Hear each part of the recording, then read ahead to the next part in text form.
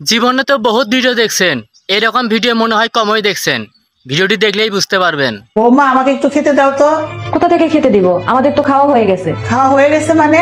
মানে আপনার ছেলে আর আমি খাবার খেয়ে নিয়েছি। আপনার যদি খেতে ইচ্ছে করে ঘরে সব আছে, বানিয়ে খান। তোমাদের খাওয়া হয়ে গেছে আর আমি এখন বানিয়ে খাবার খাবো? হ্যাঁ, বানিয়ে খাবেন, তাতে অসুবিধা কোথায়? অসুবিধা কোথায় মানে? আমার ঘরে বসে আবার আমার মুখের উপরে চাপা লারো, আবার আমাকে বলছো খাবার বানিয়ে খেতে। আসুক আমার ছেলে। মা আমি অফিস যাচ্ছি, আমার দেরি হয়ে যাচ্ছে।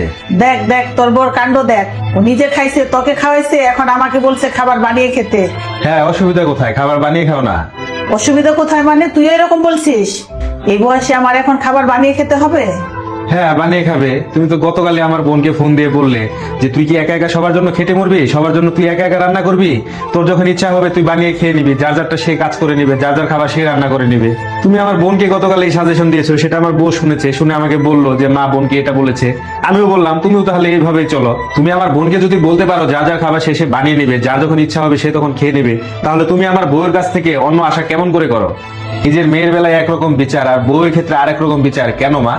তুমি বোনকে যেরকমটা বলেছো সেটা শুনে ও আমাকে বলেছে, আমিও বলেছি ঠিক আছে, তাহলে তুমিও তাই করবে। মা যেটা বোনকে শিখিয়ে দিয়েছে, বিয়ের পর মেয়েরা শ্বশুর বাড়িতে সেটাই করে, যেটা সে সেখানে দেখে, যেটা সে সেখানে শেখে। ও দেখেছে শাশুড়ি তার মেয়েকে কি বলছে, তাই ও সেটা করতে পারবে এখানে। তাই আমি ওকে বারণ করিনি, ওর যা মন চাইছে ও তা করছে। ভুল তো নেই মা এখানে কোনো কিছু। যাই হোক, আমি অফিসে যাই, আমার দেরি হয়ে যাচ্ছে। নিজের মেয়ে নিজের ছেলের সাথে এক ব্যবহার আর বৌমার সাথে আরেক ব্যবহার। নিজের মেয়েকে খারাপ শিক্ষা দিয়ে বৌমার কাছ থেকে ভালো কিছু আশা করতে নেই।